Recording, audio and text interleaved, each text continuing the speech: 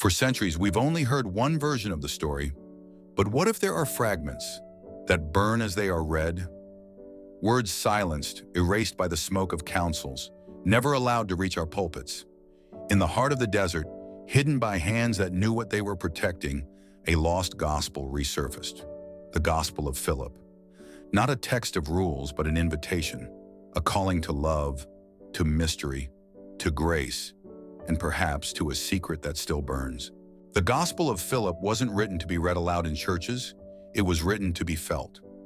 Among its broken fragments, there are glimpses of a different kind of faith, not institutional, but experiential. A Christianity that doesn't rest on dogma, but on direct revelation. There we find words that disturb, that challenge, and that liberate. There are two kinds of knowledge, of Philip writes, the knowledge of words and the knowledge of experience. And this experience he attributes to Mary Magdalene, referred to in the text as Jesus' companion. But the original Coptic word is even more powerful. Koinonos, partner, united in mystery, sharer of light. What does that mean? Philip doesn't explain.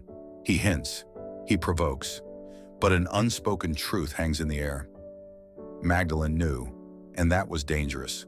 The gospel mentions kisses, intimacy, but not in the common sense.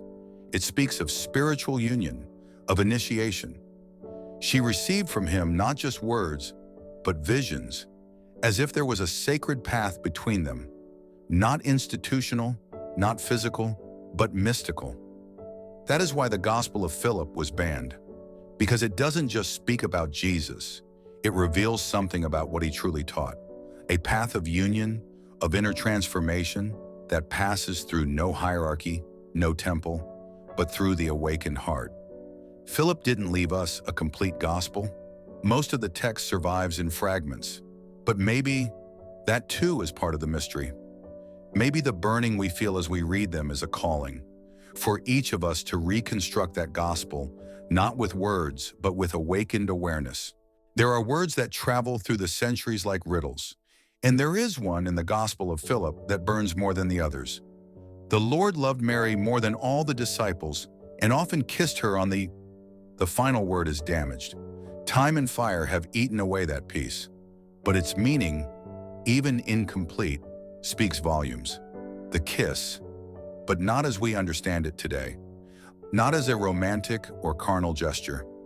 In the world of the early Gnostic Christians, the kiss had another meaning, spiritual transmission, a sacred act.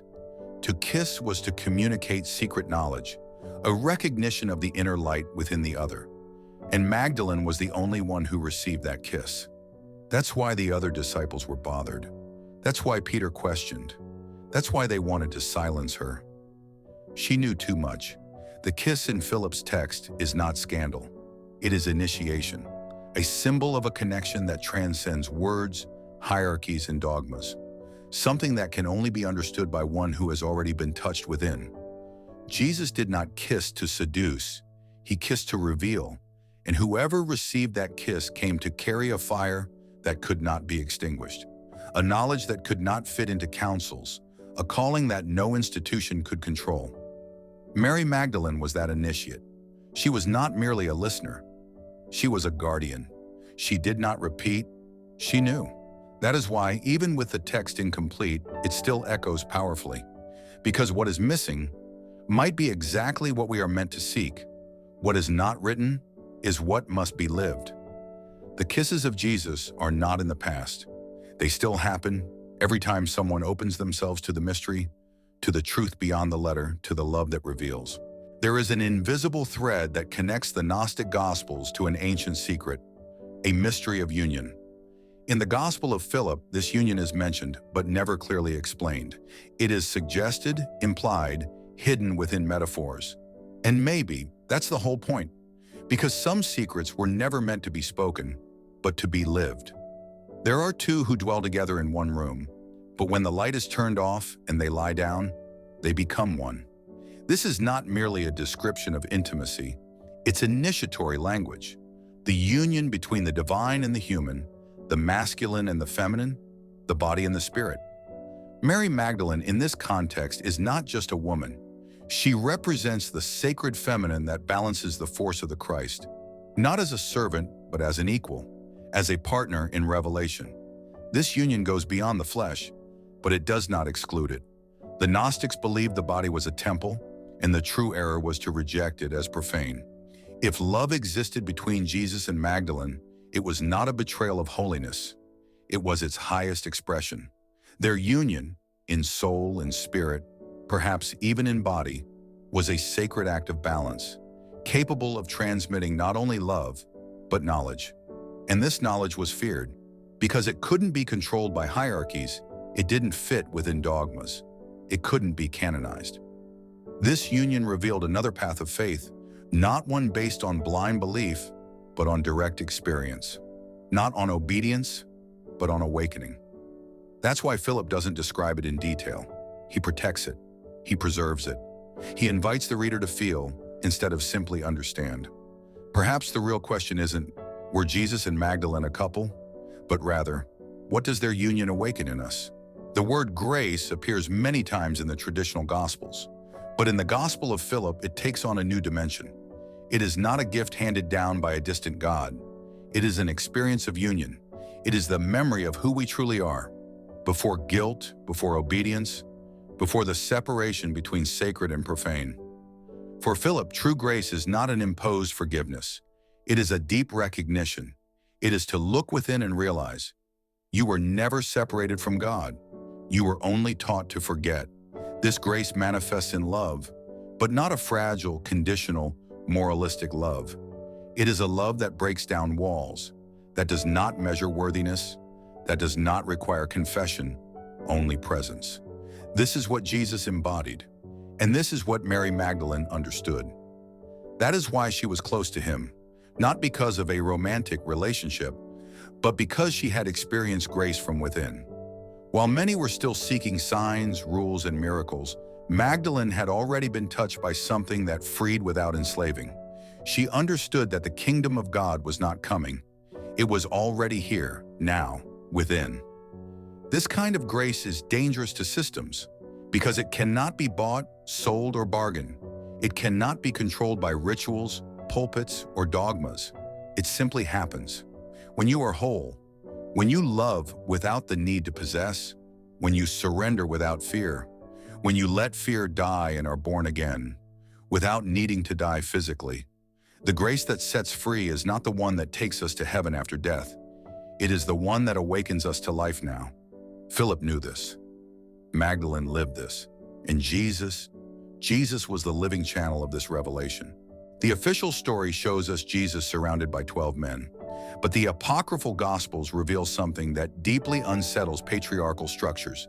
There was a woman beside the Christ, not behind, not on the margins, beside him. The Gospel of Philip calls her his companion. But the original term is even more provocative, koinonos, one with whom everything is shared, knowledge, intimacy, mission, spirit. Mary Magdalene was not just a follower, she was an initiate, the disciple who understood what others could not see, the one who, according to Philip, was loved more than all the disciples. And that made people uncomfortable, because her presence disrupted the apostolic hierarchy, because her understanding didn't come from authority, but from direct experience with the Christ. In the ecclesiastical councils, this truth had to be erased, because if a woman was the one closest to Jesus, then the sacred is not the exclusive domain of men. Spiritual leadership is not a monopoly of titles, robes, or castes. And more than that, faith is not only made of dogmas, but of inner experience. Magdalene represented that feminine mystery that welcomes, heals, and reveals. She did not compete with the other disciples. She completed them. Jesus did not choose men because they were men. He chose awakened hearts, and Magdalene had one of them. The woman beside the Christ was a sign that divine love knows no labels, that the Spirit blows where it wills, and that the true gospel is inclusion, not exclusion. By trying to silence her, institutional power tried to extinguish a light that cannot be put out, because Magdalene's presence continues to echo in every woman who seeks, in every man who listens, in every human being who recognizes that the divine has no gender. It has truth. She was not just the woman beside Jesus. She was and is the echo of the forgotten revelation. There is a kind of love that comforts, another that consoles, but there is a rare kind that disturbs. This love does not bow to convenience. It does not conform to power. It does not fit within institutional molds. The Gospel of Philip speaks of a love between Jesus and Mary Magdalene that was not merely emotional, it was spiritual, liberating, transgressive. They shared the word, the teaching, the mystery, not as master and disciple, but as two who recognized each other in essence. And that's exactly what disturbs so deeply. Because this love revealed that the divine is not confined to temples, but manifests in human connection, in listening, in touch, in care. In the kiss that, according to the Gnostic texts, Jesus gave to Magdalene, not as a scandal, but as a symbol of revelation. Their love was not possession, it was transmission, of wisdom, of presence, of eternity.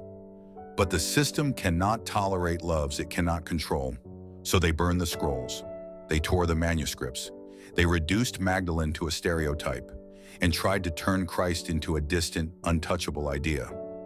But real love, the love that disturbs, does not die.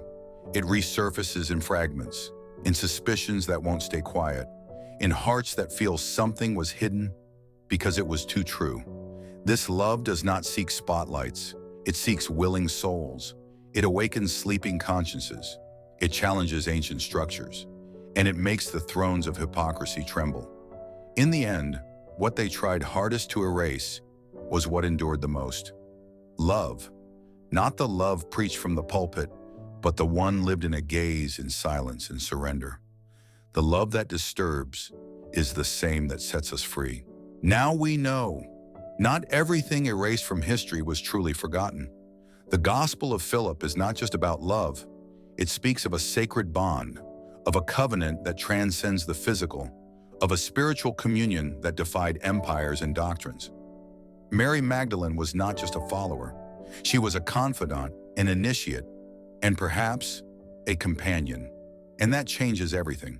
Because when love becomes sacred, it no longer serves control, it begins to serve liberation. In the coming chapters, we will dive even deeper.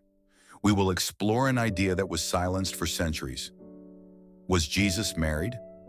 Chapter 4 will bring a bold question, but perhaps a necessary one. If this journey touched your heart and your mind, don't leave without giving it a like. Comment below.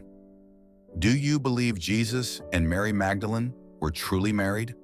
Subscribe to the Living Faith channel and turn on notifications so you don't miss a single detail of the next episode. Share this video with someone who needs to hear these forgotten truths.